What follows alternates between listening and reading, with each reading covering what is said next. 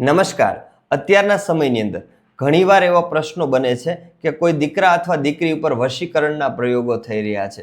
તમારી દીકરી બહુ વ્યવસ્થિત હતી, સીધી હતી, બધી રીતના પાવરફુલ, તમારા ઘરના બધા વ્યક્તિનું કહ્યું કરતી હતી અને અચાનક એ કોઈ અન્ય વ્યક્તિ સાથે, અન્ય જ્ઞાતિના વ્યક્તિ સાથે પ્રેમના સંબંધોથી જોડાઈ જાય છે, લવ મેરેજ કરી લે છે. સામેવાળા વ્યક્તિના ઘરમાં ખાવાનું પણ હોતું નથી. ઘણા એવું કહે છે કે પ્રેમ અંધ છે, પણ આટલો બધો પણ અંધ નથી હોતો.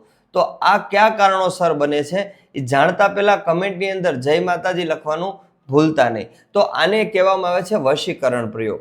કોઈ પણ દીકરી અથવા દીકરા ઉપર જો આ પ્રયોગ કરવામાં આવે તો જે વ્યક્તિ એની ઉપર પ્રયોગ કરે છે એ વ્યક્તિ એની તરફ આકર્ષિત થઈ જાય છે. તો આ પ્રયોગ તોડવા માટે શું કરવું અથવા જો જાણવું હોય તો શું કરવું, તો એની માટે તમારે કરવાનું છે કે લીંબુ લેવાનું છે.